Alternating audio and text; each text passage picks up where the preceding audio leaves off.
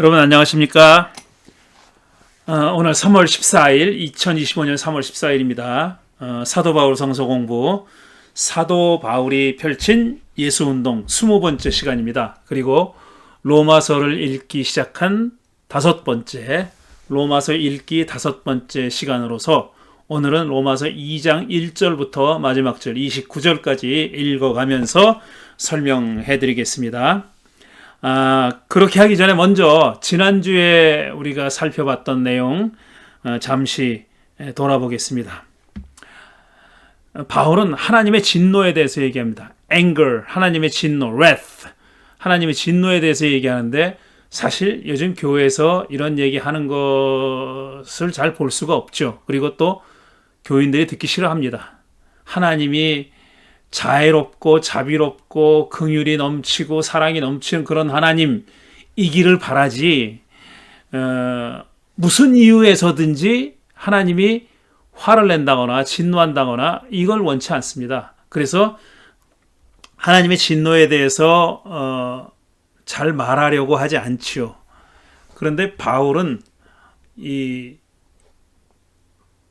그 당시 바울이 살던 시대의 사회상, 그 시대의 문명에 대해서 하나님이 진노한다, 화를 내고 있다, 진노하고 있다는 것을 분명히 합니다. 그러니까 하나님의 진노는 당시의 사회상, 그러니까 더 구체적으로 얘기하면 로마 제국의 문명, 로마 제국의 사회상에 대해서 분노하고 있다고 말하고 있습니다. 그리고 그 분노의 이유에 대해서, 하나님의 진노의 이유에 대해서 이렇게 말하죠. 불의한 행동으로 진리를 가로막는 사람들의 온갖 불경건함과 불의함에 대해서 하나님이 진노하고 있다고 말합니다. 그러니까 하나님의 진노를 야기하는 것은 인간의 불의하고 뭡니까? 불경건함이다. 인간이 불의하고 경건하지 않기 때문에 진노하고 있다 이겁니다. 그런데 하나님이 이렇게 진노하는 또 다른 이유는 뭐냐면은 진노할 수밖에 없는 이유는 하나님께서 본래 사람에게 당신을 알만한 무엇인가를 주셨다는 거예요. 하나님이 환히 드러내 주신 하나님을 알만한 것이 있는데 그럼에도 불구하고 사람들이 불의하고 불경건하기 때문에 진노했다는 겁니다. 그러니까 사람에게 그럴 만한 그 능력이 없는데 하나님이 어떤 분이고 하나님이 원하시는 것이 뭔지 알 만한 능력이 없는데 하나님이 분노하면 그건 또 공정하지 않은 거죠. 그런데 하나님이 이미 모든 사람들에게 그걸 심어주셨는데, 알려주셨는데 그럼에도 불구하고 그런 알만한 것을 다 부정하고 부인하고 모른 체하고 온갖 불경건함과 불의한 짓을 저지르기 때문에 하나님이 분노하셨다 이겁니다. 그런데 바울이 얘기하는 그 하나님을 알만한 것이 무엇이냐? 오랫동안 자연신학자들은, 그러니까 이성과 이성으로서 자연을 관찰하고 심사숙고함으로써 하나님의 뜻을 알 수 있다고. 그러니까 특별한 계시, 성서가 없이도 하나님이 어떤 분이고 하나님이 뭘 원하는지 알 수 있다고 생각했던 사람들이 자연신학자들인데, 그런 자연신학자들의 주장보다는 오히려 바울은 뭘 얘기하냐면은 인간의 역사를 통해서 하나님이 당신의 뜻을 보여주셨다라는 겁니다. 그런데도 그게 바로 하나님을 알만한 것이라는 거죠. 그럼에도 불구하고 사람들은 불의함과 불경건함을 저지르고 있기 때문에 하나님이 진노하셨다 이렇게 되는 겁니다. 그래서 여기서 지금 바울이 강조하는 것은 뭐냐면 도덕적인 책임감을 얘기하는 거예요. moral responsibility. 이 도덕적인 책임감을 인간이 마땅히 가져야 하는데 그렇지 못하기 때문에 하나님이 진노하셨다 이렇게 얘기하는 겁니다. 그래서 사람들은 하나님이 어떤 분인지 이미 알고 있다는 겁니다. 이미 하나님이 어떤 분인지 알고 있다. 하나님이 당신이 어떤 분인지 알만한 것을 미리 알려주셨다. 그럼에도 불구하고 사람들의 생각이 허망해져서 또 허망해짐과 어두워진 지각 없는 마음 때문에 사람들이 불의를 저지른다 이겁니다. 그런데 사람들의 생각이 이렇게 허망해지고 또 지각 없이 어두워진 것은 무엇 때문이냐? 사람들이 우상을 숭배했기 때문이다 라고 얘기한 겁니다. 그걸 바울은 어떻게 표현하냐면 썩지 않는 하나님의 영광을 썩어 없어질 동물의 형상으로 바꿔놓았다. 이게 우상숭배라는 겁니다. 이 우상숭배가 모든 악의 근원이에요. 인간의 모든 불경건함과 모든 불의함의 가장 뿌리에는, 밑바닥에는 뭐가 있냐? 우상숭배가 있다고 얘기하는 겁니다.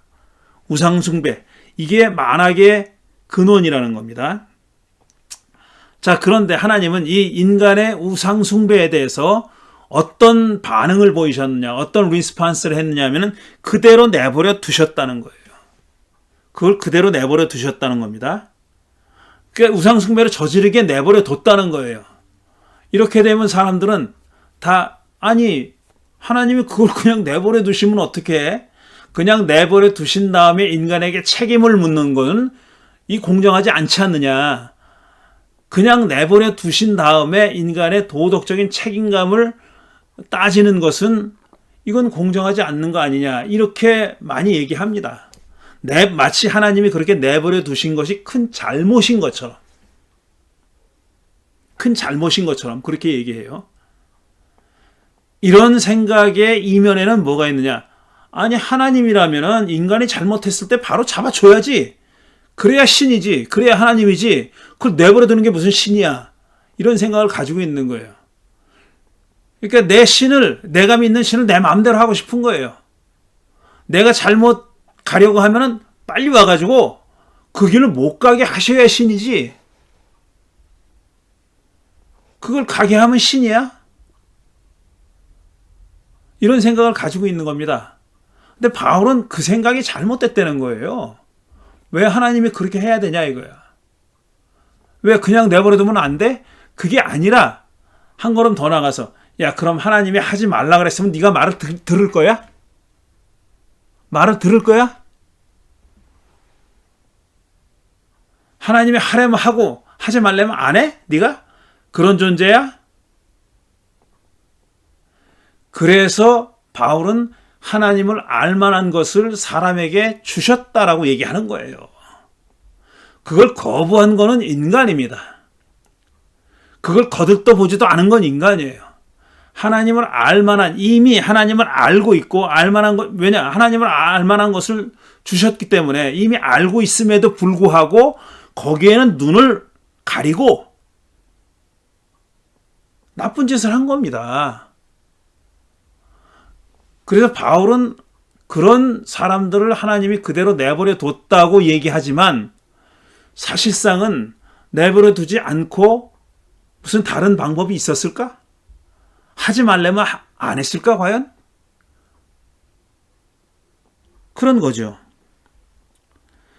그래서 그대로 내버려 둔 결과 이거 하나님을 블레임하는 게 아닙니다. 그냥 내버려 뒀다는 거는 하나님을 탓하는 게 아니에요.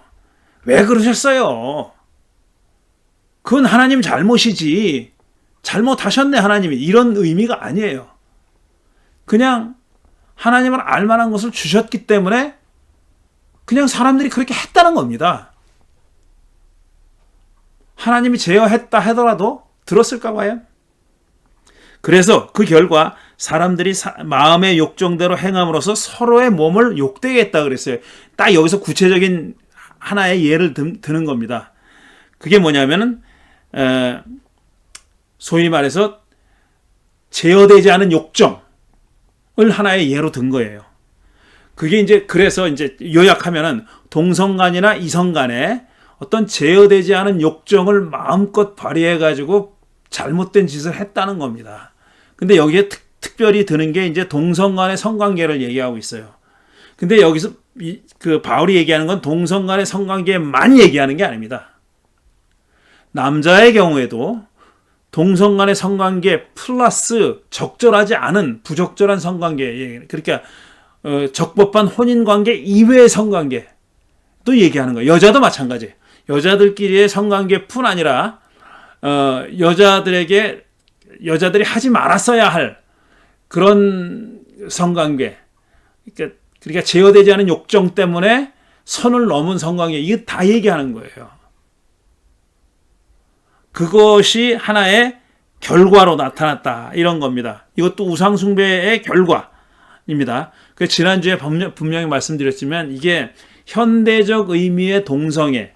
그러니까 현대에는 지금은 왜 동성 간에 이렇게 동성 간에 사랑을 하는 일이 왜 생겨나느냐 하는 것이 점점 밝혀지고 있어요.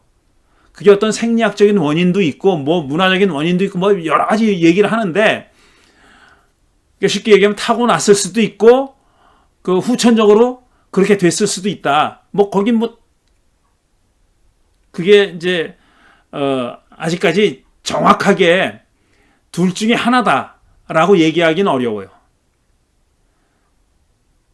어쨌든 동성 간에 이렇게 성관계에 그치는 게 아니라 이성 간에도 이성 간의 사랑을 성관계로 환원하지 않잖아요. 그걸로 범위를 좁히지 않잖아요. 동성애도 마찬가지입니다. 동성 간에 사랑을 하는 것이지 동성 간에 섹스만 하는 게 아니에요. 근데 동성애라고 하면 자꾸 동성 간에 섹스하는 것만 떠올리는데 이성 간의 사랑을 이성 간의 섹스로 환원하지 않잖아요. 그렇게 범위를 좁히지 않잖아요. 동성 간에도 마찬가지예요. 근데 이 바울 시대에는 어떤 동성 간의 사랑이 지금 거론되고 있는 게 아니에요. 동성 간에 제어되지 않은 욕정 때문에 벌어지는 성행위. 특히 그 당시에는 일종의 스포츠로서 구경하기 위해서 관객들이 구경하기 위해서 동성 간의 섹스를 시킨 경우도 많이 있었습니다. 이런 걸 얘기하는 거예요. 그런 어떤 타락한 성문화, 제어되지 않은 욕망으로 인한 타락한 성문화를 얘기하는 겁니다. 이런 게 모두 다 우상숭배에서 나왔다는 겁니다. 그래서 이 본문에는 분명히 드러나지 않지만 여기서 도대체 바울이 말하는 우상숭배라는 게 뭘까? 제가 말씀드린 것은 어떤 그 모호한 개념이 아니에요. 그냥 돈을 받든다, 자식을 받든다 이런 개념이 아니라 구체적인 행동으로 드러나는 구체적인 행동으로서의 우상숭배를 얘기하는 겁니다. 실제로 신상에서 절하는 것, 신상에 뭘 바치는 것, 이걸 얘기하는 거예요. 근데 그 바치는 행위는 마음에서부터 나오는 거예요. 그러니까 마음과 행동이 일치돼서 나타나는 겁니다. 마음 따로 몸 따로가 아니에요. 우상숭배는 마음은 그렇지 않은데 몸이 글로 가는 건 아니에요. 그리고 마음은 그런데 몸은 글로 안 가는 거, 그게 아니에요. 마음과 몸이 항상 같이 가는 겁니다. 그런 마음과 몸이 일치된 행동으로 드러나는 우상숭배를 얘기하는 거예요. 그런데 그러니까 최근 20세기 후반부터 바울 연구에서 등장하기 시작한 로마 제국의 이데올로기에 대한 고려, 이런 걸 생각해 보면은 여기서 말하는 우상숭배의 큰 부분은 황제숭배와 그와 관련된 이데올로기, 그와 관련돼서 로마 제국 전체에 만연해 있던 어떤 그 분위기, 황제를 신처럼 떠받드는 그런 실질적으로 우상같이 숭배하고 있는, 신으로 숭배하고 있는 그런 풍조, 이런 것들을 바울이 염두에 두고 지금 이런 얘기를 하고 있다라고 저는 보는 겁니다. 그리고 저뿐 아니라 많은 이 바울 학자들도 그렇게 보는 거죠. 그래서 바울은 요약하면은 개인이 아닌 전체 사회 공동체를 염두에 두고 지금 말한다는 거, 그거 잊어서는 안 되는 것이고요. 그 다음에 지금 로마에 사는 그리스도교인들한테 보내고 있는 거지만, 여기서 우상숭배나 이런 얘기를 할 때에는 그 전체 로마 제국 안에 편만에 있는, 널리 퍼져 있는 그런 풍조를 얘기하는 거고, 거기는 유대인들도 예외가 아니다. 유대인들도 자유롭지 않다라는 겁니다. 유대인들이 물론 유일신을 믿는다고 하면서 특별한 대우를 받은 건 사실입니다. 로마 제국으로부터. 하지만 어디 가도 눈에 띄는 신상, 주머니만 꺼내서 동전만 펼쳐보면 보이는 황제의 조상, 이런 것들을 생각하면은 이 제국의 이 우상숭배, 특별히 황제숭배는 그야말로 어디 가나 볼 수 있는, 쉽게 볼 수 있는 일종의 일상이나 마찬가지였었어요. 그러니까 유대인들도 황제 숭배를 구체적으로 절하지는 않는다 하더라도 그 문명에 여전히 물들어 있고 거기서부터 자유롭지 않다는 것도 늘 생각해야 된다는 겁니다. 그런 얘기들을 지난주에 했습니다. 그래서 이제 오늘은 2장 1절부터 29절까지를 읽어가면서 설명을 할 내용인데, 뒤로 가면은 조금 설명이 자세히 설명해야 될 부분이 나옵니다. 그런데 앞에 보면은 상당히 쉽게 읽을 수 있는 그런 부분입니다. 그래서 먼저 2장 1절부터 5절까지 읽어보면서 읽고 나서 제가 간략한 설명을 곁들여 보겠습니다. 2장 1절, 그러므로 남을 심판하는 사람이여 그대가 누구이든지 죄가 없다고 변명할 수 없습니다. 그대는 남을 심판하는 일로 결국 자기를 정죄하는 셈입니다. 남을 심판하는 그대도 똑같은 일을 하고 있기 때문입니다. 하나님의 심판이 이런 일을 하는 사람들에게 공정하게 내린다는 것을 우리는 압니다. 이런 일을 하는 사람들을 심판하면서 스스로 그런 일을 하는 사람이여 그대는 하나님의 심판을 피할 수 있을 줄로 생각합니까? 아니면 하나님께서 인자하심을 베푸셔서 그대를 인도하여 회개하게 하신다는 것을 알지 못하고 오히려 하나님의 풍성하신 인자하심과 너그러우심과 오래 참으심을 업신여기는 것입니까? 그대는 완고하여 회개할 마음이 없으니 하나님의 공정한 심판이 나타날 진노의 날에 자기가 받을 진노를 스스로 쌓아올리고 있는 것입니다. 자, 이렇게 얘기했습니다. 5절까지 끊어봤습니다. 자, 여기서부터 이제 그대라는 존재가 나옵니다. 2인칭 단수입니다. 그대. 너. 그러므로 남을 심판하는 사람이여 그대가 누구이든지 이렇게 얘기했잖아요. 그대가 여러 번 나와요. 지금 제가 제시해드린 세번역 성서에다 빨간 글자로 그대를 이제 표시했는데, 그대 계속 나와요. 그대가 누구이든지, 그대는 남을 심판하는 일로 뭐 등등. 그대는 하나님의 심판을 피할 수 있을 줄로 생각합니까? 계속. 그럼 맨 먼저 우리가 따져봐야 될 문제는 뭐냐면 이 바울이 얘기하는 그대가 누구냐 하는 겁니다. 누굴 가리키는 거냐? 그대가 누구를 지칭해서 하는 말이냐? 이거를 오랫동안 생각하지 않았어요. 그래서 쉽게는 그냥 바울이 이 편지를 로마에 있는 그리스도인들한테 쓴 거니까 그대는 로마에 있는 그리스도인이겠지 이렇게 생각했어요. 근데 그게 일단 안 맞아요. 왜냐하면 그대는 단수입니다. 물론 집단을 단수로 표현할 수도 있죠. 그런데 내용을 보면 이게 로마의 기독교인들한테 이렇게 얘기했다고? 그러므로 남을 심판하는 사람이야 그대가 누구이든지 남을 심판하는 사람이잖아요. 그대가. 지금 바울이 로마서를 쓰면서 로마 그 편지를 받아볼 로마의 교인들한테 당신 남을 심판하잖아. 잘못됐어. 이렇게 얘기하는 걸까? 아니라는 거죠. 그래서 여러 가지 경우의 수를 생각해 본 겁니다. 그때는 누구인가 과연? 서신의 수신자인 로마 교회 교인들일까? 그렇지는 않아요. 왜냐하면 일단 복수고 로마 교회 교인들은 말씀드린 대로 단수로 표현하려면 할 수도 있겠지만 문맥에 안 맞습니다. 그러면 또 유대인을 가리키는 말인가? 왜냐? 그대가 좋은 사람이 아니에요. 지금 좋게 평가하지 않아요. 근데 바울 서신을 해석하는 오랫동안 바울 서신을 해석하는 사람들이 바울의 적대자는 누구라고 봤냐? 유대인이라고 봤단 말이에요. 그러니까 이 나쁜 사람들은 유대인 아닌가? 이렇게 생각했어요. 이것도 안 맞아요. 유대인인 것처럼 보이는 그런 대목들도 많이 있어요. 하지만 유대인 전체를 가리키는 말은 아니다라는 거예요. 유대인 전체를 집단적인 종족으로서의 유대인을 가리키는 말일 수는 없어요. 그러면 단수를 쓸 수는 없습니다. 암만 메타포로다가 얘기를 한다 해도, 비유적으로 얘기한다 그래도 단수를 쓰는 경우는 맞지 않아요. 여기에는. 그러니까 유대인도 아닙니다. 그렇다면 바울과 로마서를 수신할 로마 교인들만 알고 있는 누구 특정한 어떤 사람을 가리키는 걸까? 자기들끼리는 알지만 제3자인 우리가, 제3자로서 편지를 읽고 있는 우리는 알 수 없는 그 누군가를 가리키는 걸까? 이렇게도 생각해 볼 수 있어요. 이건 하나마나한 얘기예요. 근데 그게 누군지 모르니까 하나마나한 얘기예요. 그런데 근래에 제대로 이제 주장하는 사람들이 나왔어요. 지금 바울이 어떤 가상의 논쟁 상대자를 설정해 놓고 그를 그대라고 부르고 있구나. 지금 저 가상의 어떤 존재가 어떤 주장을 하고 있는데 그걸 지금 맞받아쳐서 논쟁을 하고 있다 이거예요. 그러니까 이 그대라는 것은 실존 인물이 아니라 문학적인 인물, 가상의 인물이라는 겁니다. 따라서 이 가상의 인물인 그대가 누군지 하는 것은 문맥을 보면서 우리가 추정해 볼 수밖에 없는 겁니다. 그래서 이 가상의 논쟁 상대를 그대라고 지칭했다라는 겁니다.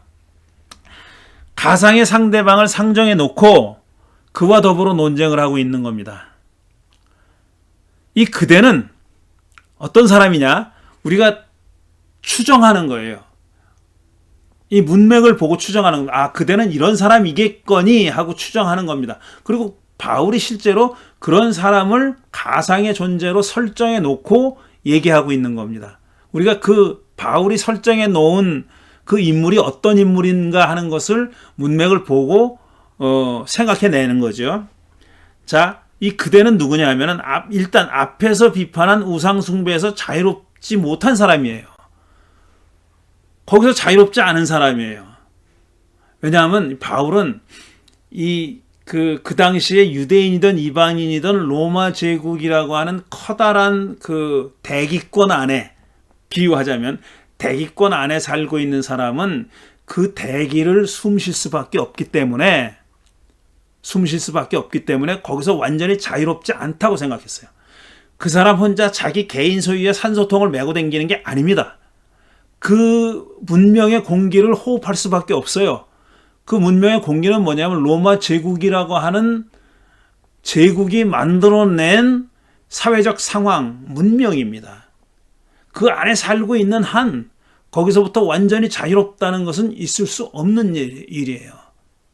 완전히 동떨어져서 서로 어떤 커뮤니케이션도 없이 섬에 가서 아니면 산꼭대기 가서 혼자 고독하게 사는 사람이 아닌 한 그 문명으로부터 완전히 자유로울 수 없는 사람입니다.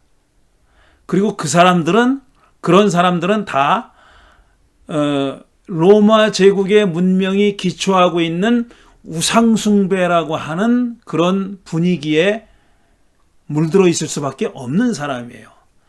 얼마나 물들어 있느냐는 차이가 있겠지만 거기서부터 의식적으로 그것을 저항하는 사람은 덜 물들었지만 그런 사람조차도 거기서 자유롭지 않은 거죠. 이게 지금 바울이 생각하고 있는 겁니다. 그래서 여기 자기의 논쟁 상태로 설정해 놓은 그대도 그런 우상숭배로부터 자유로울 수가 없는 사람이죠. 그 안에서 살고 있는 사람입니다. 그래서 그의 구체적인 정체는 우리가 추측해 볼 수 있는 게, 이 사람은 유대인 중에 한 사람이다 라는 것까지는 우리가 생각해 볼 수 있어요. 유대인 가운데 한 사람입니다. 10중 8구는 그래요. 그렇지만 지금 이 바울이 설정해 놓은 가상의 논쟁 상대인 그대가 유대인이라는 사실이 대단히 중요한 건 아니에요. 유대인이어도 좋고 유대인 아니어도 좋아요. 그런데 유대인일 확률이 높아요. 왜냐하면 뒤에 나오는 내용이 그렇게 추측할 수 있게 만들어줍니다. 중요한 것은 뭐냐 하면은 그조차도 그런 우상숭배라고 하는 로마의 문명으로부터 자유로울 수 없는 사람이다라는 겁니다. 그가 그 사실을 인식하고 있든 인식하지 못하든 간에 어쨌든 그것과 상관없이 그는 그들 중에 한 사람이고 그 문명 가운데 살고 있는 한 사람이라는 겁니다. 그런데 다 읽어보면은 이제 이 로마서를 계속 읽어보면 이 가상의 인물인 그대가 늘 같은 인물은 아니라는 것을 우리가 발견할 수 있어요. 다른 특성을 보입니다. 다른 어떤 논쟁적인 맥락에서 그대를 부르거든요. 똑같은 논쟁의 맥락에서 그대를 지칭하는 게 아니라 여러 가지 다양한 논쟁의 맥락에서 그대를 부를 때는 이때 말하는 그대는 어떤 성격을 가지고 있는 사람이로구나 하는 것을 우리가 문맥을 보고 추정해낼 수 있고 또 그렇게 해야 된다는 겁니다. 그런데 말씀드렸듯이 이 가상인물인 그대는 자기 스스로는 우상숭배에서 자유롭다고 착각하고 있다는 거예요. 착각하고 있다는 거예요. 그래서 그러므로 남을 심판하는 사람이여 그대가 누구이든지 죄가 없다고 변명할 수 없다 그랬어요. 너도 그 가운데 살고 있는 사람이니까 거기서부터 완전히 자유롭지 않다는 겁니다. 너는 네가 의지를 가지고 무슨 죄를 저지르지 않았다고 그렇게 주장할지언정 그 공기를 마시면서 사는 한 거기서 완전히 자유로울 수 없다라는 얘기를 하고 있는 겁니다.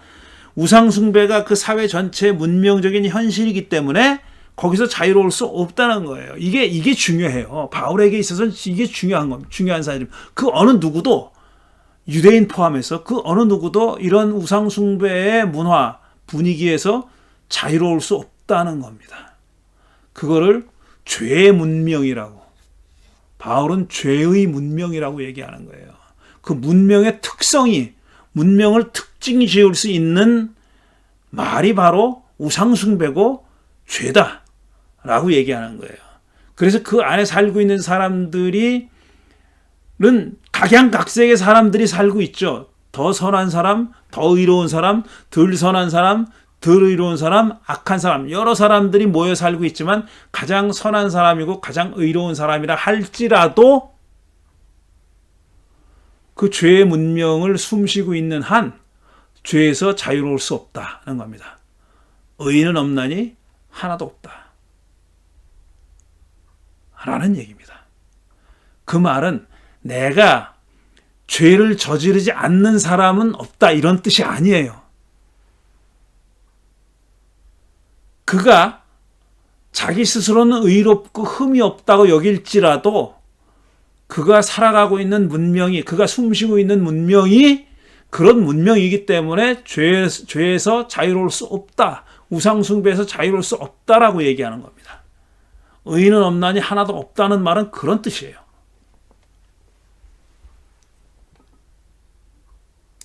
그래서 남을 비판할 처지가 아님에도 불구하고 남을 비판한다는 거죠. 그러니까 이런 사람에게도 하나님의 심판은 내려질 거다라는 거예요. 네가 아무리 의로운 척해도, 의로운 척하고 남을 심판해도 너도 결국은 심판을 받을 것이다. 왜냐?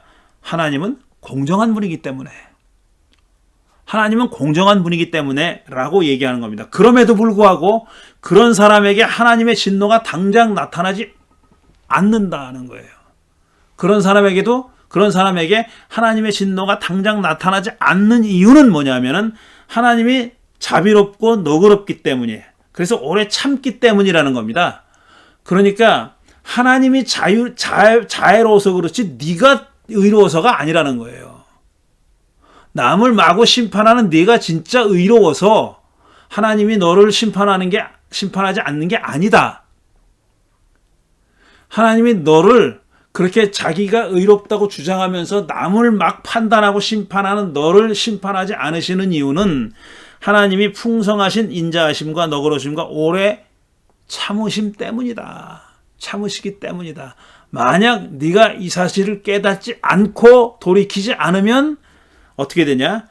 공정한 심판이 나타날 진노의 날에 자기가 받을 진노를 스스로 쌓아올리고 있는 거다. 지금 언젠가는 네가 쌓아올리고 있는 진노가 폭발하는 날이 온다라고 바울이 얘기하고 있는 겁니다.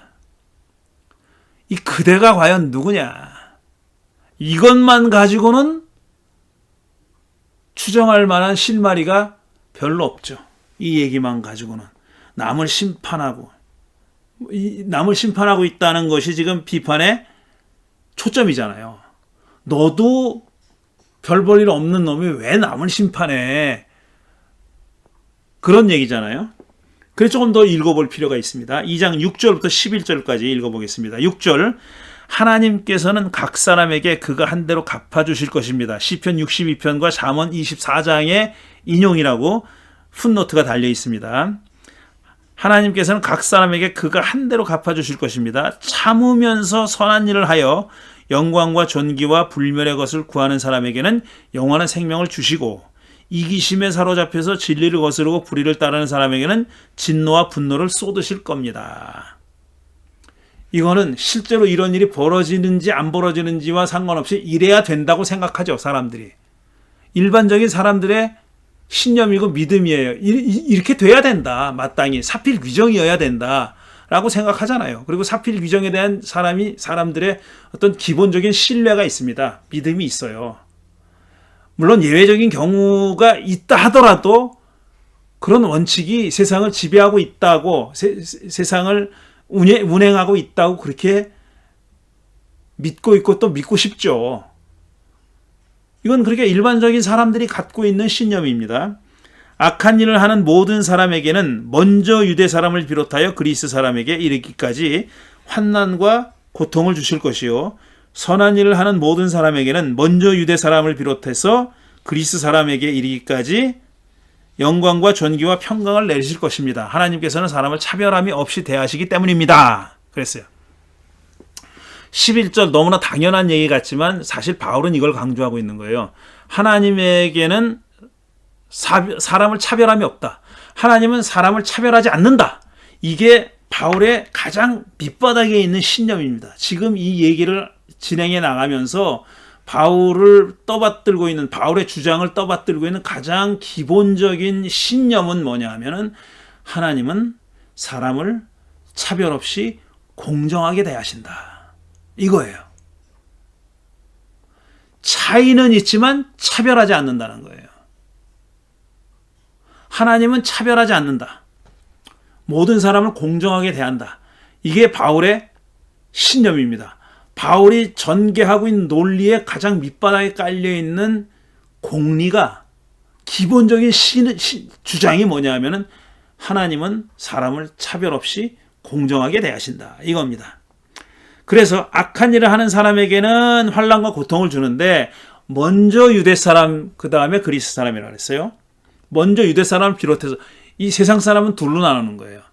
유대인과 비유대인이에요. 근데 비유대인을 대표하는 사람이 그리스 사람입니다. 그리스 사람이라고 해서 진짜 그리스 사는 사람만 얘기하는 게 아니라 모든 유대인 아닌 사람을 얘기하는 거예요. 그러니까 전체를 부분을 가지고 대표하는 거죠. 그리스 사람은 모든 비유대인을 가리키는 말입니다.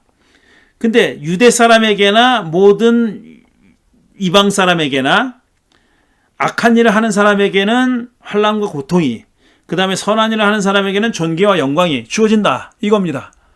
이런 점에서 하나님은 사람을 차별 없이 대하고 차별 없이 공정하게 대하신다. 라는 게 바울의 주장이에요. 이건 너무나도 이방인들도 동의할 수 있는 주장이죠. 기분은 안 좋을지 몰라요. 먼저 왜 유대인이야? 먼저 유대인이고 그 다음에 그리스 사람이 등장하니까 그게 좀 기분 나쁠 수는 있죠. 근데 이 말하는 사람이 유대인이니까 그럴 수 있다고 치자고요. 그 정도는 봐줄 수 있지 않느냐. 그러니까 모든 사람을 얘기하는 겁니다. 유대 사람과 그리스 사람이라는 건 결국은 모든 사람, all humanity, 모든 사람을 얘기하는 거예요. 모든 사람에게 적용되는 하나의 공정한 진리인 겁니다. 왜? 하나님은 차별 없이 대하니까. 모든 사람을 차별 없이 공정하게 대하니까. 그런 얘기입니다. 그런데 이 말에 하나님께서는 사람을 차별함이 없이 대하시기 때문입니다. 하나님께서는 사람을 차별하지 않고 대하기 때문입니다라는 말이 고가운 사람들이 있어요. 우리가 듣기에는 당연한 얘기, 하나님이 그 차별을 두면 안 되지라고 하지만 오랫동안 유대인들은 그런 차별을 당연한 것으로 인정하고 살았잖아요. 심지어 그런 사람들이 지금도 있잖아요. 지금도 자기들이 선택된 민족이라고, 특별한 민족이라고 생각하는 그런 사람들이 있지 않습니까? 근데 1세기의 바울 시대에는 얼마나 그랬겠냐고요. 바울이 포함된 유대인들, 바울도 그 중에 한 사람인 유대인들은 그런 생각을 오랫동안 가지고 살아왔어요.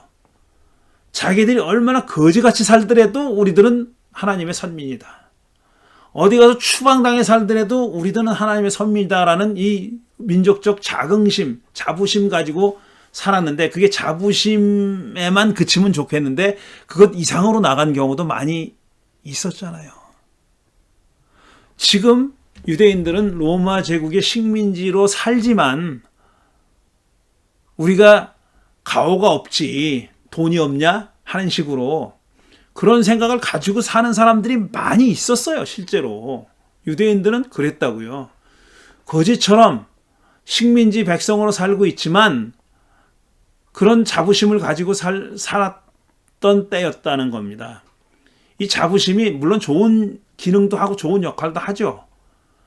그런데 그런 사람들에게 모든 하나님은, 바울이 하나님 얘기할 때 유대인의 하나님이기도 하잖아요. 그런데 그 하나님이 모든 사람을 차별 없이 대한다 라고 얘기했을 때 무슨 소리야 라고 할 사람도 있었을 거다라는 그런 얘기입니다. 여기까지는 어렵지 않아요. 그 다음에 12절에서 16절까지 자, 율법이 등장합니다. 율법을 모르고 범죄한 사람은 율법과 상관없이 망할 것이요, 율법을 알고 범죄한 사람은 율법을 따라 심판을 받을 것입니다. 하나님 앞에서는 율법을 듣는 사람이 의로운 사람이 아닙니다. 오직 율법을 실천하는 사람이라야 의롭게 될 것이기 때문입니다. 자, 12, 13절 두 절만 먼저 읽었습니다. 자, 여기서는 그 앞에서는 이제 그대라는 말로 이제 어떤 논쟁 상대를 특정해서 얘기하잖아요. 심판을 안 받을 거라고 믿는 그대, 그렇게 얘기하는데 여기서는 그대가 등장하진 않아요. 그러면서 일반적으로 유대인들을 얘기하는 것처럼 보입니다. 일반적인 유대인을 얘기하는 것처럼 보여요. 일반적인 유대인에 대해서 말하고 있는 것처럼 보입니다. 그래서 율법을 모르는 사람은 그리스 사람이죠. 여기 율법을 모르는 사람과 율법을 아는 사람이 나오죠. 율법을 모르고 범죄한 사람, 그 다음에 율법을 알고 범죄한 사람, 두 가지 부류의 사람이 나오잖아요. 그런데 율법을 모르고 범죄한 사람은 율법과 상관없이, 모르니까 율법과 상관이 없죠. 아무 관계도 없잖아요. 율법과 상관없이 망한다 그랬어요. 그 다음에 율법을 알고 범죄한 사람은 율법을 따라서 심판을 받을 거다 그랬어요. 역시 망한다는 얘기입니다. 똑같은 말이에요. 표현을 다르게 한 거죠. 그러니까 율법을 모르고 범죄한 사람과 율법을 알고 범죄한 사람의 결론은 같아요. 근데 과정이 달라요. 과정이 어떻게 다르냐? 율법을 모르고 범죄한 사람은 율법과 상관없이 망하고, 율법을 알고 범죄한 사람은 율법에 따라서 망하고, 중간 단계가 달라요. 그런데 결론은 같아요. 둘 다 망해. 둘 다 심판을 받아요. 둘 다 망합니다. 그리고 나서 하나님 앞에서는 율법을 듣는 사람이 의로운 사람이 아니다 그랬어요. 율법을 실천하는 사람이라야 의롭게 될 것이기 때문입니다 그랬어요. 자, 이걸 가지고 이제 많은 사람들이 이제 율법이냐 행함이냐 믿음이냐 이렇게 얘기할 때, 행함은 율법을 행한다는 뜻이잖아요. 근데 거기에 대조되는 게, 반대편에 서 있는 게 믿음이에요. 율법을 행함으로써 구원을 얻지 못하고 오직 믿음으로만 구원을 얻는다.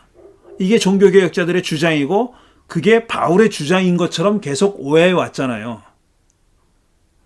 근데 지금 여기서 뭐라 그래야냐면 율법이라는 것은 행해야 의의가 있는 거다 이거예요. 율법을 듣는 사람이 의로운 사람이 아니래요.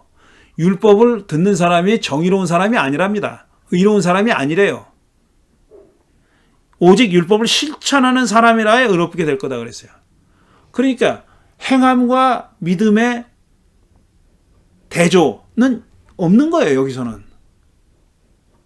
율법을 행해야 의롭다 그랬어요. 근데 율법을 행해도 그건 믿음이 없으면 부족해 이런 뜻이 아니에요. 율법을 행하는 사람이라야 의롭게 된다는 거예요. 긍정적인 뜻이에요. 네가 아무리 율법을 행해봐라. 그거 가지고 의로워질 수 없어. 이게 종교개혁자들이 해석한 바울이잖아요. 근데 바울은 여기서 그렇게 얘기하지 않습니다. 야, 율법을 듣는 게 뭐가 중요해? 율법을 듣는다고 사람이 의로워하지 않냐? 의로워지려면 율법을 행해야 돼. 그 얘기는 율법을 행하면 의롭게 되는 거야 라고 얘기했어요. 믿음이란 말이 안 나옵니다. 여기는 믿음이라는 말을, 개념을 빼놓고도 의롭게 될 수 있다는 거예요. 어떻게? 율법을 행하면 의롭게 된다는 겁니다. 그러니까 종교개혁자들의 이분법은 바울의 로마서 안에도 그것과 다른 얘기가 등장한다는 겁니다. 종교개혁자들의 믿음과 행함의 이분법이 바울에 없다 이런 뜻이 아니에요. 그게 아닌 다른 것도 등장한다는 거예요. 그러면 이런 구절은 우리가 어떻게 이해해야 될까 하는 것을 생각해 보지 않으면 안 되는 겁니다. 왜 바울은 여기서 율법을 실천하는 사람이라야 의롭게 된다고 얘기했을까? 그 말은 의롭게 되려면 율법을 실천하면 된다는 얘기 아니에요. 그것도 지금 율법을 아는 사람에 국한해서 얘기하는 겁니다. 여기서 딱 대조법 있잖아요. 율법을 모르고 범죄한 사람, 율법을 알고 범죄한 사람. 두 부류의 사람이 있는 거예요. 율법을 모르는 사람과 율법을 아는 사람이 있어요. 근데 말씀드렸듯이 중간에 경과는 다르지만 결과는 같아요. 율법을 모르는 사람은 율법과 상관없이 망할 것이고 율법을 아는 사람은 율법에 의해서 망할 거다. 그러니까 중간 다리는 다르지만 결론은 같습니다. 그리고 나서 하나님 앞에 율법을 듣는 사람이 의로운 사람이 아니다. 이거는 율법을 모르는 사람은 논외로 하는 겁니다. 이건 지금 안중에 없어요. 13절은 그러니까 율법을 아는 사람에 관해서만 얘기하는 거예요. 그 사람들에 대해서만 얘기하는 거예요. 근데 그런 사람들도 율법을 아는 사람들도 율법을 듣기만 해서 의로운 사람이 되는 게 아니다. 율법을 행해야 된다. 실천해야 된다라고 얘기하는 겁니다. 무슨 말씀인지 이해가 되셨죠? 이렇게 따져봐야 되는 거예요. 어쨌든 두 부류의 사람들, 율법을 아는 사람과 모르는 사람이 같은 운명에 처해진다는 거예요. 범죄하면 같은 운명에 처해진다는 얘기인데, 그러면 또 이렇게 질문해야죠. 바울이 여기서 범죄한다는 말이 뭘 가리키는 걸까? 범죄한다는 말이 뭘까? 뭘 가리켜서 범죄한다고 얘기하는 걸까? 바울이 말하고 있지 않아요, 구체적으로. 범죄가 뭐라고, 뭔지, 뭘 가지고 범죄라고 얘기하는지 말하지 않습니다. 듣는 사람은 알았을까? 글쎄요. 그거는 모르겠어요. 뭐가 범죄를 구성하는 건지, 범죄를 구성하는 건지 뭔지, 범죄를 구성하는 것이 무엇인지 얘기하지 않아요. 그런데 분명한 것은 범죄는 율법이 규정하고 있는 건가? 라는 질문에 대해서는 그렇지 않다고 봐야죠. 유대인들의 율법을 아는 사람에게는 그게 율법의 규정일 수 있어요. 하지만 율법을 모르는 사람에게는 자기가 범죄한 게 율법에 저촉되는지 안 되는지 모를 거 아니에요. 그렇죠. 율법을 모르니까 자기가 행동이 범죄인지 아닌지를 판가름하는 것이 율법이라면은 자기가 한 행동이 범죄라는 것을 모르겠죠. 왜냐하면 이 사람들은 율법을 모르니까. 무슨 말씀인지 이해가 되시나요? 자, 율법을 가지고 있는 사람은 자기가 행한 행동이 범죄인지 아닌지를 율법에 따라서, 율법에 비추어서 보면 알 수가 있어요. 아, 이거는 금한 거구나. 이건 하면 안 되는 거구나. 이건 해도 되는 거구나. 이렇게 알 거 아니에요. 율법의 규정에 따라서. 물론 율법이 모든 행동을 그렇게 다 재단할 수는 없지만 말이에요. 논리적으로는 그렇다는 겁니다. 내가 한 행동이 범죄인지 아닌지를 율법을 아는 사람은 율법에 비춰서 알 수가 있어요. 그런데 율법을 모르는 사람은, 그러니까 율법이 없는 사람은 자기가 한 행동이 범죄인지 아닌지를 어떻게 알 수 있느냐 이거예요. 바울은 여기에 대해서 얘기하고 있지 않아요. 저는 궁금해요. 논리적으로 궁금하다는 겁니다. 이 사람들은 율법을 모르는 사람은 자기가 한 행동이 범죄라는 사실을 어떻게 알까? 라는 질문을 할 수밖에 없는 거죠.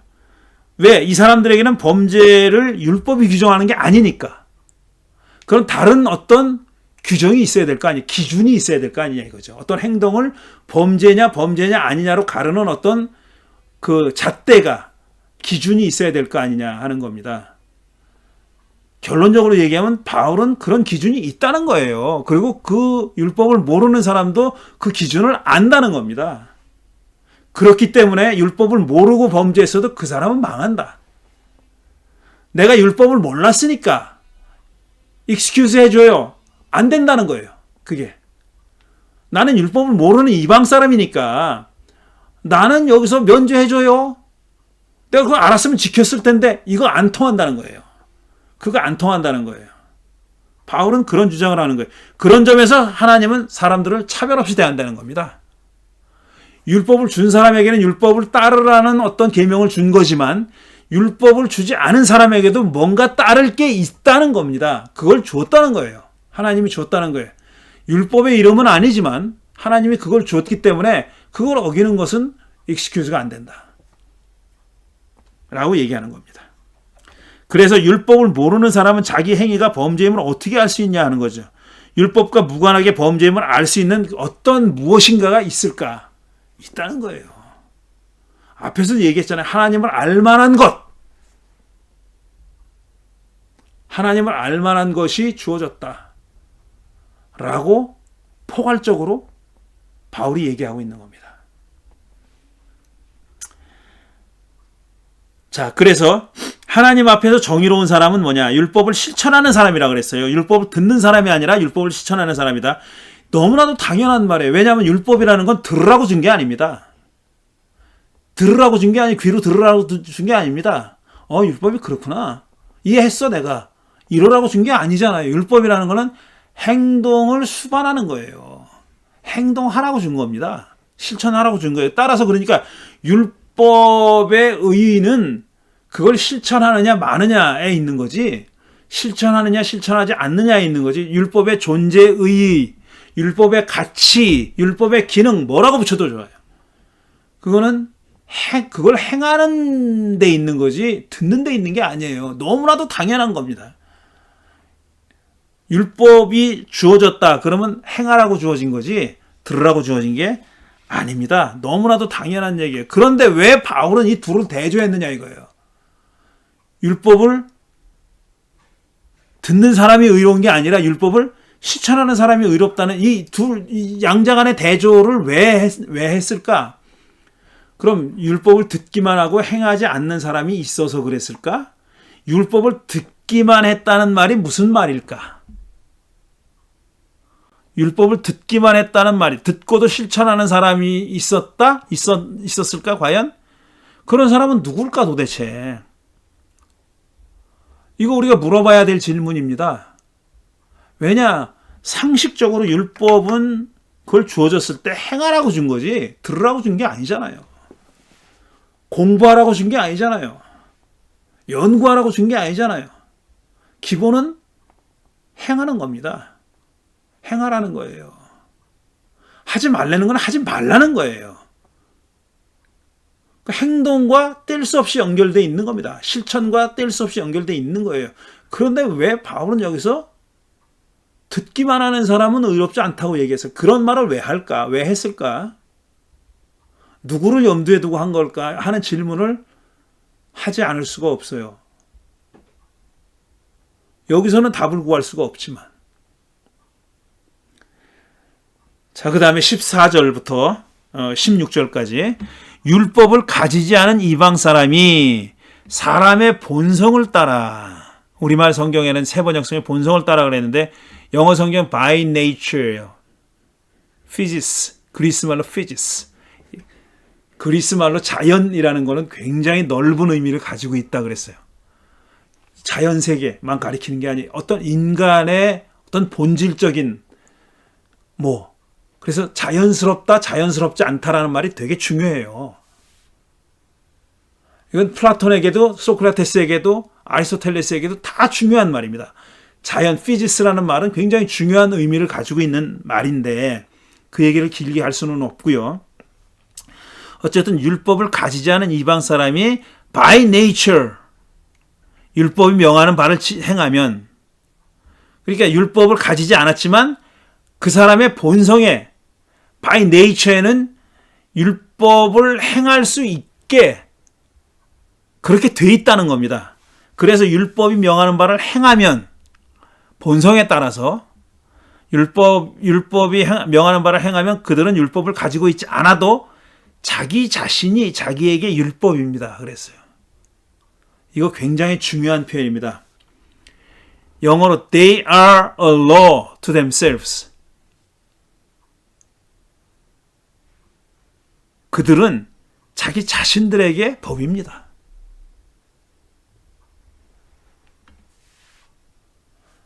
내가 나에게 법이다. 어떤 외부적인 법이 없어도, 율법이 없어도 내가 나에게 법이라 그랬어요. 내 안에 법이 있다고도 얘기하지 않고, 이것도 차이가 있는 겁니다. 내 안에 법이 있다고도 얘기하지 않고 내가 나에게 법이다 그랬어요. 내가 나에게 법이다. 어떤 외적인 근거를 추구할 이유가 없다. 누가 율법을 가지지 않은 이방 사람은 율법이 없다고 해서 익스큐즈도 안 되거니와 그걸 부러워할 필요도 없다. 네가 네 자신에게 법이기 때문에. 너 자신이 법이기 때문에. 그렇게 얘기하고 있어요. 이거 굉장한 선언입니다. 이 선언에 바울 시대 사람이 어떻게 반응했을지가 매우 궁금해요, 저는. 유대인들이 특히 어떻게 반응했을지가 궁금합니다. 그것도 기독교인의 편견을 가지고 그 당시에 유대인들을 이렇게 색깔 씌워서 보지 말고 정말 그 시대의 유대인들이 이런 바울의 선언에 뭐라고 반응을 했을지 얼마나 궁금한지 모르겠어요. 율법을 가지지 않은 이방 사람도 본성에 따라서 율법이 명하는 바를 행하면 조건이죠, 이게. 조건이죠. 자기 자신에게 그들이 율법이다.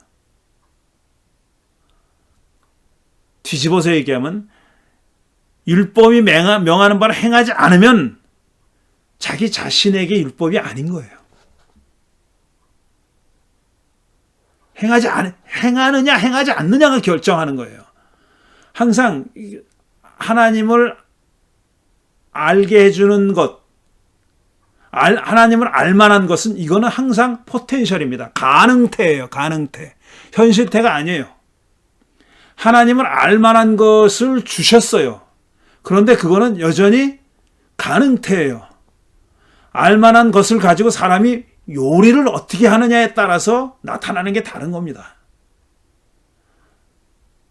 가능태로 주어진 것이지 그게 현실태로 주어져 있는 건 아니다라는 얘기예요.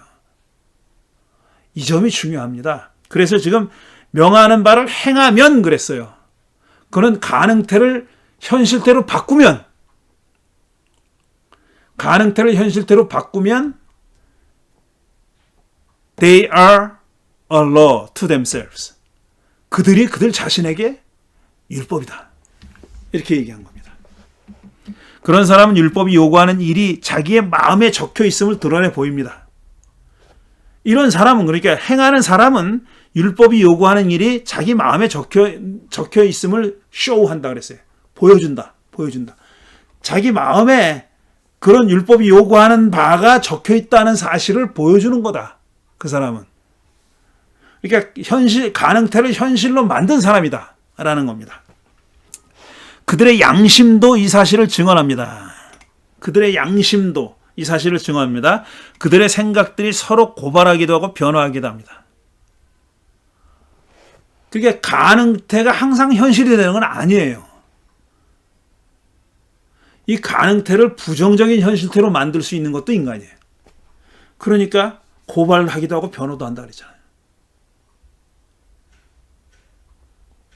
그 가능태를 나쁜 현실로 만들 수 있는 능력이 인간에게 있는 겁니다. 이런 일은 내가 전하는 복음대로 according to my gospel, 나의 복음에 따라서 이렇게 원어는 그렇게 써 있어요. 근데 그거를 그렇게 나의 복음이라고 얘기하는 게 조금 뭐 했나 봐요. 우리 번역은 내가 전하는 복음대로라고 그랬어요. 이런 일은 내가 전하는 복음대로 하나님께서 그리스도를 내세우셔서 사람들이 감추고 있는 비밀들을 심판하실 그날에 드러날 것입니다. 이건 나중에 또 나오는 얘기니까 여기서는 더 깊이 설명하지 않겠습니다. 자, 그래서 지금 앞에 절에 나온 그 질문 있잖아요. 자기 행위가 어떻게 범죄인 줄 알 건가? 율법을 모르고 범죄한 사람은 율법과 상관없이 망할 거다 그랬어요. 그때 율법을 모르는 사람이 자기가 한 행동이 어떻게 범죄인 줄 알까라는 질문을 던졌잖아요. 앞에서 제기한 율법을 모르는 사람은 자기 행위가 범죄임을 어떻게 알 수 있나라는 질문에 대한 대답이 지금 이 14절, 15절에 있다는 겁니다. 자, 바울은 뭐라고 얘기해요? 사람의 본성을 따라, by nature. 사람의 본성에 따라 하나님을 알만한 것이 주어졌다. 그건 사람의 본성으로도 알 수 있다. 하지만 가능태다. 그거는. 자기 자신이 자신에게 율법이다. 이런 표현도 했어요. 제가 설명을 했으니까 반복하지 않겠어요. 그리고 자기 마음에 율법의 요구가 적혀 있고 이를 양심이 증언한다고 그랬어요. 그러니 모를 수가 없다는 거예요. 가능태로기는 하지만 자기 마음에 율법의 요구가 적혀 있다는 겁니다. 근데 그걸 행하면은 그 율법의 요구가 현실로 알려진다는 거예요. 내가 행함으로써 율법이 나에게 뭘 요구하는지 알 수 있다는 거예요. 그러니까 율법이 나에게 뭘 요구하는지 알면 내가 행할게. 물론 그 말도 맞아요. 그 말도 맞는데 내가 어떤 선한 일을 하면은 하나님의 뜻이 뭐구나 하는 것을 그 행동을 통해서 알 수 있는 거예요. 이렇게 순환돼서 에스컬레이션 되는 겁니다. 순환하면서. 알면 행할게. 그 말도 맞아요. 근데 행하면 알게 되는 거예요. 그 말도 맞아요. 둘이 상승작용을 일으키는 거예요. 그렇게 설명하고 있는 겁니다. 그리고 마지막으로 이제 2장 17절부터 29절까지 좀 긴데 읽어보겠습니다. 그런데 그대가 유대 사람이라고 자처한다고 합시다. 자, 이제 그대가 유대 사람이래요. 논쟁 상대인, 가상의 논쟁 상대인 그대가 유대 사람이라고 자처한다. 얘기했습니다. 나 유대인이요. 라고 얘기했다는 겁니다. 그래서 그대는 율법을 의지하며 하나님을 자랑하며 율법의 가르침을 받아서 하나님의 뜻을 알고 가장 선한 일을 분간할 줄 알며, 이건 유대인들이 자기 스스로를 자랑하는 거예요. 내가 유대인이기 때문에 이런 걸 다 알아. 이런 걸 다 사랑하고 율법의 가르침을 받고 있고, 이런 좋은 말들은 다 내가 유대인이기 때문에 내가 갖고 있는 특권, 내가 누리고 있는 특권이라고 유대인들이 자랑스럽게 말하는 것들입니다. 자, 이렇게 알면서 또 남들에 대해서는 눈먼 사람의 길잡이요 어둠 속에 있는 사람의 빛이라고 생각하며, 그러니까 자기 자신만 이렇게 프라우드하게 자랑스럽게 생각하는 것이 아니라 남들에 대해서도 내가 길잡이야, 눈먼 사람의 길잡이야, 어둠 속에 있는 사람의 빛이야, 이렇게 자기 자신을 여긴다 이거예요. 자기 자신이 그런 자들이라고 생각한다는 겁니다. 지식과 진리가 율법의 구체화된 모습으로 들어있다고 하면서 스스로 어리석은 사람이요 사람의 스승이요 어린아이의 교사로 확신한다고 합시다. 자, 그러니까 내가 이렇게 남들을 이끌 존재, 남들을 교화하고 이끌 존재라고 그렇게 믿고 있는다는 겁니다. 유대인들이, 이렇게 자랑스러운 유대인들이 이렇게 믿고 있어요. 게다가 자기만 그렇게 믿고 마는 게 아니라 이건 남들도 이렇게 가르쳐야지 라고 생각하는 사람들이 있었어요. 남들도 이렇게 가르쳐야지라고 생각하는 사람들이 있었단 말이에요. 다시 말씀드리지만 유대인들은 선교에 목숨을 건 민족이 아니에요. 그러니까 다른 종교를 가지고 있는 사람들 보면 우리 유대교 좋아, 믿어. 그렇게 우리 지금 현재 한국 기독교가 하듯이 열심히 전도하고 오지에 가서 선교하고 이런 사람들이 아닙니다. 이런 사람들이 아니에요. 그래서 전도하고 선교에 목숨 건 그런 종족이 아닙니다. 유대교를 그렇게 퍼뜨려야 되겠다 이렇게 생각하는 사람도 아니에요. 지금도 아니에요. 그 사람들은. 지금도 그러지 않아요. 그런데 유대교에 대해서 매력을 느껴서 오는 사람들이 있잖아요. 그런 사람들 우리가 바울 서신, 로마서 읽기 전에, 갈라디아서 읽기 전에 오랫동안 얘기했었어요. 이방 사람들 가운데도 여러 가지 이유로 비유대인인데 유대교에 관심을 가지고 호감을 갖고 심지어는 개종까지 한 사람도 있었어요. 근데 그런 사람들의 숫자는 많지 않고, 왜냐하면 개종한다는 것이 지금과는 비교할 수 없는 커다란 존재 이전의 사건이었거든요. 존재를 옮기는 사건이에요. 그냥 종교만 바꾸는 사건이 아니에요. 많은 부대하고 있는, 딸려있는 많은 것들이 따라가요. 유대교인이 된다는 데는, 유대교인이 되기 위해서는 많은 것들을 버려야 하고 많은 것들을 끌고 가야 돼요. 근데 끌고 가는 것도 힘들고 잘라내는 것도 힘들어요. 그러니까 그 옛날에 종교를 바꾼다는 것, 유대교인이 된다는 것은 힘든 일이었었어요. 그래서 중간 과정이 있었던 겁니다. 소위 하나님을 두려워하는 사람들, God fear, 자기 종족적 정체성, 그 다음에 종교적 정체성을 그대로 유지하면서 유대교의 회당을 돕고 또 기부도 하고 그 다음에 율법에 따라 계명에 따라 살려고 노력하고 그러던 사람들이 있었어요.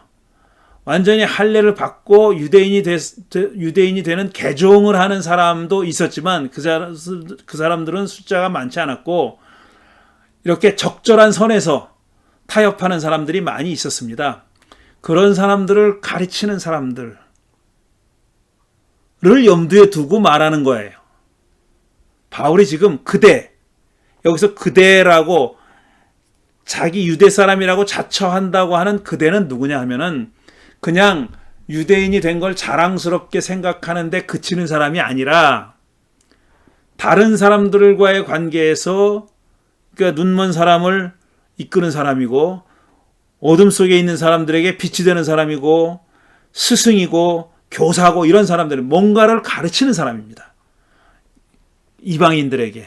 그것도 그냥 무작정 이방인이 아니라 유대교의 호감을 가지고 있는 유대인들을 가르치는 사람 아니면 더 나아가서 개종시키려고 하는 사람을 지칭하는 거예요. 그래서 그대는 유대 사람인 겁니다. 여기서 그렇게 자처한다고 칩시다라고 설정을 해놨으니까요. 그러나 모든 유대 사람은 아니에요. 특정한 유대 사람인데 부분입니다. 부분. 어떤 특정한 부분의 유대 사람인데 후자라면 그러니까 특정한 유대 사람이라면 어떤 유대 사람을 가리키냐. 지금 설명한 대로 눈먼 사람의 길잡이고 어리석은 사람의 스승이고 어린아이의 교사라면 누군가를 가르치는 사람이다. 그래서 이게 지금 말씀드린 대로 유대교 호감을 가지고 유대교를 알고 싶어하는 사람을 가르치는 사람. 또 그 중에서는 개종하는 사람도 있을 수가 있는 거죠. 그런 사람을 지금 논쟁 상대로 설정해 놓은 겁니다. 그러니까 그대는 한마디로 스스로 자랑스러운 유대 사람이고 이라고 자부하는 사람입니다. 그리고 남들을 가르치는 일을 하고 있는 사람이죠. 한마디로 얘기해서 전환하기 이전에 회심하기 이전에 바울과 같은 사람입니다. 바울은 자기가 자랑스러운 유대인이라고 얼마나 훌륭한 돈독한 독실한 유대교 신자고 유대인이라는 것을 자랑하지 않았어요. 그런 사람이라고 지금 설정해 놓은 겁니다. 그러니까 이전에 과거의 자신과 같은 사람을 설정해 놓은 거예요. 계속 읽겠습니다. 21절. 그렇다면 그대는 남은 가르치면서도 왜 자기 자신은 가르치지 않습니까? 비판이 시작되죠. 도둑질을 하지 말라고 설교하면서 왜 도둑질을 합니까? 어떤 실제 하는 사람을 지칭해서 하는 얘기가 아니에요. 가상의 인물이에요. 그런 사람은 이렇게 설정해 놓은 거예요. 간음을 하지 말라고 하면서 왜 간음을 합니까? 우상을 미워하면서도 왜 신전의 물건을 훔칩니까? 율법을 자랑하면서도 왜 율법을 어겨서 하나님을 욕되게 합니까? 성경에 기록된 바 너희 때문에 하나님의 이름이 이방 사람들 가운데서 모독을 받는다 한 것과 같습니다. 그랬어요. 자, 그대는 유대 사람 일반도 아니고 남을 가르치는 유대 사람 일반도 아니에요. 그 중에서도 지금 바울이 얘기하고 있는 악행을 하는 사람이라고 설정한 겁니다. 그러니까 남을 가르치는, 그러니까 이방 사람들을 가르치는 모든 유대인들이 다 이런 사람이라는 얘기가 아닙니다. 그런 뜻이 아니라 가상의 인물이니까 이렇게 설정을 해놓은 겁니다. 이렇게 설정을 해놓은 거예요. 자, 그대는 누구를 가르치는 사람인가? 앞에 한 얘기지만 힌트가 여기 있어요. 24절에 보면은 너희 때문에 하나님의 이름이 이방 사람들 가운데서 모독을 받는다 그랬잖아요. 그거는 이사야서 52장, 에스겔 36장에서 인용해 온 거라고 그렇게 돼 있는데, 그러니까 이 힌트를 보면은 이 사람들은 이방 사람을 가르치는 사람을 지칭하는 거죠. 유대교에 관심 있는 이방인들을 가르치는 사람을 설정해 놓은 겁니다. 그런데 이 사람들이 누구지? 그런 그 유대교에 관심 있는 지금 이 사람이 가르치는 대상이 누구냐 하면은 유대교에 관심 있는 이방인들이잖아요. 이 사람들은 사실 바울이 그리스도교 공동체 안으로 불러들이려고 타겟으로 삼고 있는 그런 사람들이죠.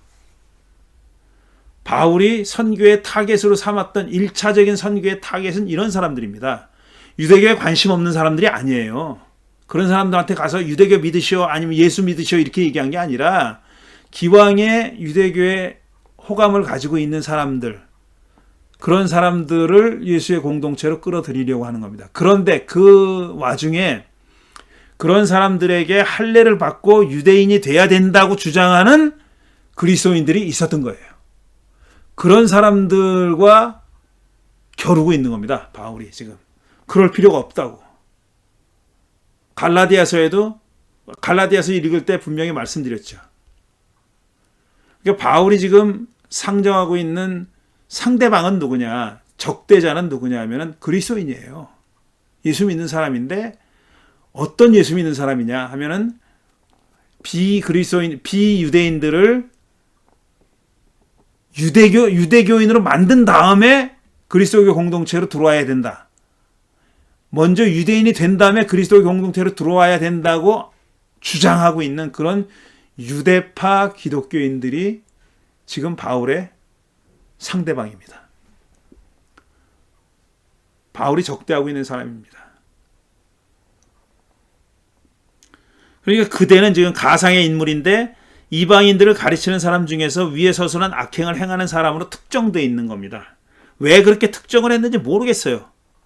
굳이 읽어보면 굳이 이럴 필요가 있었나 싶은 그런 생각도 듭니다. 자, 25절부터 마지막 절까지. 율법을 지키면 할례를 받는 것이 유익하지만 율법을 어기면 그대가 받는 할례는 할례를 받지 않는 것으로 되어버립니다. 할례가 무할례가 됩니다. 이렇게 효과가 없는 게 돼버립니다. 이렇게 얘기한 거예요. 그러므로 할례를 받지 않은 사람이 율법의 규정을 지키면 그 사람은 할례를 받지 않았더라도 할례를 받은 것으로 여겨질 것이 아니겠습니까? 야, 할례를 받고도 율법을 지키지 않으면은 할례 안 받은 거랑 뭐가 달라? 그럼 뒤집어서 할례를 안 받았지만 율법의 규정을 지키는 사람은 할례 받은 거나 마찬가지지. 이렇게 얘기하는 겁니다.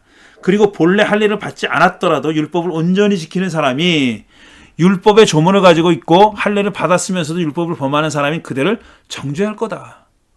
그러니까 할례를 안 받은 사람이 안 받았지만 율법을 지키는 사람이 할례를 받았지만 율법을 범하는 당신을 정죄할 거 아니냐. 이건 상식적으로 얼마든지 납득이 가는 얘기잖아요.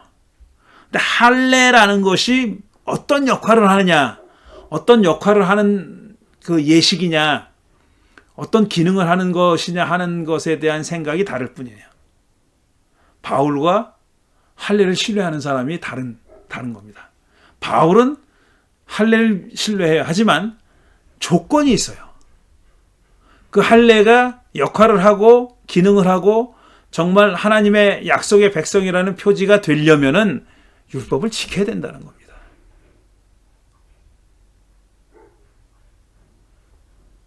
그런데 할례를 받지 않았지만 율법을 지키는 사람은 할례가 아니라 율법을 지키는 그 행위 때문에 행위로 인해서 할례를 받은 사람과 같은 지위에 오르는 게 뭐가 이상하냐 라고 얘기하는 거죠. 바울이 그렇게 얘기하는 겁니다.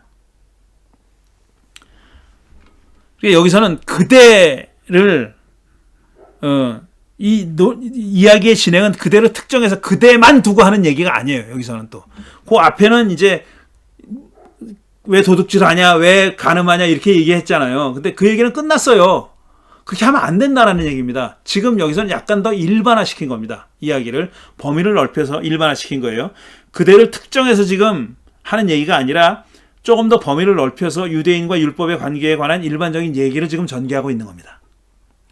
유대인과 율법의 관계, 율법을 행하는 것과 할례의 관계, 이 관계를 말씀드리고 있는 겁니다. 얘기하고 있는 겁니다. 자, 할례와 율법 실천의 관계를 얘기하고 있는 거예요. 바울의 주장은 할례가 율법 실천을 자동적으로 보장하는 것은 아니다. 그러니까 할례를 받았다고 해서 율법을 자동적으로 실천해야 되는 것은 아니다라는 겁니다. 그 얘기는 할례를 받았다고 해서 받았을지언정 율법을 행하지 않으면, 실천하지 않으면 할례 받은 게 소용이 없다, 이런 뜻이에요. 이 얘기는 우리가 들으면은 너무나 지당한 얘기. 왜냐하면 우리가 생각하는 할례하고 바울 시대 유대인들이 생각하는 할례의 의미가 다르기 때문에 그렇습니다. 우리는 할례를 뭐 그렇게 대수롭지 않은 것으로 생각하죠. 유대인들이 한다고 해도 그냥 뭐 예식이겠지. 그냥 하나의 예식이겠지. 리추얼이겠지. 라고 생각하는데 그렇지 않았어요. 이 바울 시대에 유대인들에게 할례는 그런 게 아니었습니다. 그런 게 아니었어요. 굉장히 중요한 의미를, 약속을 받은 백성인 하나님의 백성이라는 표시, 사인으로서 굉장히 중요한 의미와 가치를 가지고 있는 그런 것이었어요. 그런데 그 할례의 의의를 바울이 그들이 생각했던 것과는 상대도 할 수 없이 평가절하하고 있는 거예요. 할례가 중요한 게 아니라 율법을 지키는 게 중요한 거다. 율법을 지키는 게 중요하다. 행하는 게 중요한 거다. 그러니까 행함과 믿음의 대조도 없어요, 여기. 지금 믿음이라는 건 등장도 안 해요, 아직. 할례를 받았지만 율법을 어기면은 그대가 받은 할례는 아무짝에도 쓸모가 없는 거다. 반대로 할례를 안 받았지만 율법의 조문을 지키면은 할례를 받은 것보다 할례를 받은 거나 마찬가지 아니냐, 이런 얘기입니다. 할례를 받지 않았더라도 할례를 받은 것으로 여겨질 것이 아니겠습니까? 할례를 받은 거나 마찬가지 아닙니까? 이렇게 얘기하는 거죠. 다시 말씀드리지만 할례가 율법 실천과 동일한 것도 아니고 율법 실천을 자동적으로 보장하는 것도 아닙니다. 율법을 지키는 조건 하에서만 할례의 의미가 있고 효과가 존재한다는 겁니다. 그러니까 할례가 율법 실천을 조건으로 한다는 거예요. 할례의 의미는 율법을 실천한다는 조건 하에서만 의미가 있다, 이런 뜻입니다. 그리고 한 걸음 더 나가서 율법이라는 것 그 자체도 그것을 실천하는 조건 하에서만 의미와 가치가 존재하는 겁니다. 율법을 가지고 있다고 하는 것은 크게 중요한 게 아니다. 율법을 물려받았다라는 것 중요한 게 아니다. 율법을 들었다는 것만 가지고도 중요한 게 아니다. 그러니까 여기서 들었다는 말이 무슨 뜻인지 조금 더 분명해지는 거죠. 율법을 들었다는 말은 율법을 물려받은 민족이라는 얘기예요. 율법을 물려받은 유대 민족이라는 사실, 그걸 율법을 들었다는 말로 표현한 겁니다. 그게 무슨 소용이야? 율법을 행하지 않으면은 율법을 물려받았건 들었건 그건 아무짝에도 쓸모가 없는 거다 라고 바울이 얘기하고 있는 거죠. 마지막 28절 29절이 이제 좀 요약해서 얘기하고 있는 건데 이겁니다. 겉모양으로 유대 사람이라고 해서 유대 사람이 아니요, 겉모양으로 살갗의 할례를 받았다고 해서 할례가 아닙니다. 오히려 속사람으로 유대 사람이 네가 유대 사람이며 율법의 조문을 따라서 받는 할례가 아니라 성령으로 마음에 받는 할례가 참 할례입니다.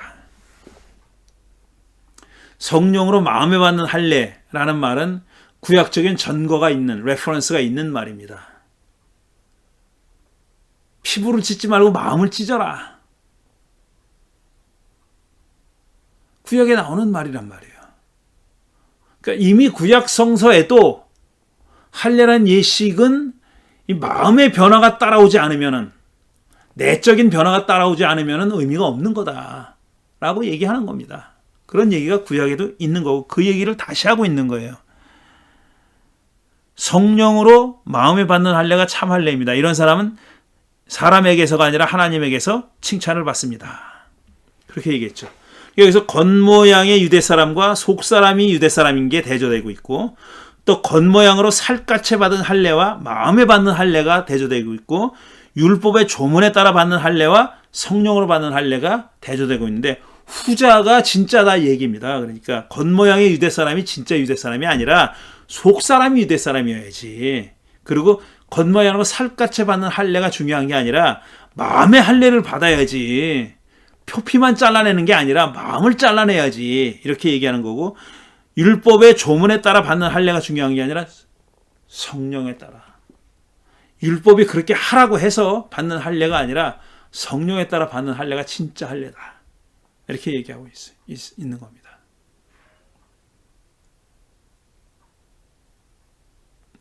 이게 2장입니다. 물론 2장에서 끝나지 않아요. 2장 첫 머리도 1장에서 이어지는 겁니다. 2장도 3장으로 이어져요. 3장까지 다 읽어봐야 이제 바울이 뭘 말하고자 하는지를 좀 더 분명하게 알 수 있는데, 일단 오늘 한 거를 좀 요약해서 말씀드리면은, 앞에서도 말씀드렸지만 이게 전제되어야 됩니다. 가장 중요한 바울이 내놓고 있는 모든 주장에 가장 밑바닥에 깔려 있는 대전제는 뭐냐면, 하나님은 사람을 차별 없이 대한다는 거예요. 그러니까 하나님은 유대인이라고 해서 더 사랑하고 이방인이라고 덜 사랑한다. 아닙니다. 그거 아니에요. 하나님은 유대인과 이방인을 차별 없이 공정하게 사랑하시는 분이에요. 처벌해도 공정하게 처벌해요. 경과만 다른 거예요. 경과만. 그 중간 단계만 다른 겁니다. 하나님은 사람을 차별 없이 대한다는 구절들이 벌써 여기도 3번이나 나와요. 2절에 하나님의 심판이 이런 일을 하는 사람에게 공정하게 내린다는 것을 우리는 압니다. 그 다음에 6절, 하나님께서는 각 사람에게 그가 한 대로 갚아주실 것입니다. 11절, 하나님께서는 사람을 차별함이 없이 대하시기 때문입니다. 이게 대전제예요. 하나님 안에서는 그 어떤 차별도 없습니다. 이게 대전제고, 그런데 그럼에도 불구하고 차별이 없지만 두 부류의 사람이 존재한다는 것은 바울이 인정하고 있어요. 두 부류의 사람이 존재합니다. 세상에는 유대인과 이방인이에요. 이게 굉장히 유대 중심적인 사고지만 바울은 이런 전제 하에서 논의를 전개하고 있는 건 사실이에요. 두 부류의 사람이 존재합니다. 유대인과 이방인이 존재하는데, 이 유대인과 이방인을 뭐라고 표현했냐면 율법을 아는 사람과 율법을 모르는 사람이라고 표현했어요. 율법을 모르는 사람은 왜 모르냐? 하나님이 그들에게 율법을 주지 않았기 때문에 모르는 거예요. 율법을 아는 사람은 특권이라면 특권이에요. 특권이라면 특권이지만 특권인 대신 그만큼 책임감도 주어진 겁니다. 책임도 주어진 거예요. 여기선 얘기하지 않지만 책임도 주어진 거예요. 그래서 율법을 아는 사람과 율법을 모르는 사람이 존재해요. 근데 지금까지의 바울의 논의로 보면은 둘 사이에 유대인과 이방인, 율법을 아는 사람과 율법을 모르는 사람의 차이는 있지만 그 둘로 차별하진 않아요. 지금 전개되는 내용을 보면 그렇지 않아요. 차별하지 않습니다. 범죄하면 둘 다 망한다 그랬어요. 중간에 경과는 달라요. 율법을 안 해서 율법에 따라서 망하지만 망할 것이고, 율법을 모르는 사람은 율법을 모르지만 망할 것이고, 율법에 따르지 않지만 여전히 망할 것이고, 어쨌든 결과는 같아요. 둘로 차별하지 않습니다. 절대로 차별하지 않아요. 하지만 차이가 있는 건 분명해요. 왜냐하면 둘을 대하는 방식이 다릅니다. 방식이. 차별하지 않고 둘을 달리 대해요. 하나님이 달리 대한다고 얘기하는 거예요. 다르게 대한다고. 다른 방식으로 대한다고 얘기하는 거예요. 자, 그래서 이방인은 율법을 모를지라도 무엇이 옳은지 어떻게 살아야 하는지도 모르지는 않아요. 그건 알아요. 왜냐? 하나님을 알 만한 것을 모든 휴머니티에게, 모든 인류에게 주셨다 그랬어요. 하나님은 그래서 핑계하지 못한다 그랬어요. 심지어는 그래서 핑계하지 못한다 그랬어요. 율법을 가지지 않은 이방 사람이 하나님의 본성에 따라 오늘 읽은 거예요. 율법이 명하는 바를 행하면 그들은 율법을 가지고 있지 않아도 자기 자신이 그 자기의 율법입니다. 길게 설명한 거죠. 본성에 따라서 그러니까 by nature가 앞에서 말한 1장에서 말한 하나님을 알만한 것이 주어졌다는 거. 그거예요. 모든 사람에게 주어진 겁니다. 이거는. 유대인이나 이방인이나 가릴 것 없이 모든 사람에게 주어진 거예요. 그런데 유대인에게는 율법이라는 것이 더해서 주어진 겁니다. 더해서 주어진 거예요. 그리고 마지막으로 바울에게 있어서 내면과 외양 간의 어떤 단절이라는 건 없어요. 속마음과 겉으로 드러나는 행위는 다르지 않아요. 그러니까 속마음과 다른 행위가 드러난다. 이렇지 않다는 거예요. 겉으로 드러난 것은 다 속에 간직하고 있는 게 드러난다. 이거 중요합니다. 내면과 외양의 차이가 존재하지 않아요. 바울은 그렇게 생각합니다. 내면에 있는 것이 밖으로 드러나게 되어 있어요. 그래서 율법의 소유와 무관하게 마음에 품고 있는 것이 양심의 모양에 따라 드러나게 되어 있는 겁니다. 그래서 범죄도 하고 어떤 행동도 하는데 그게 율법에 맞는 행동이 되기도 하고 그렇다는 거예요.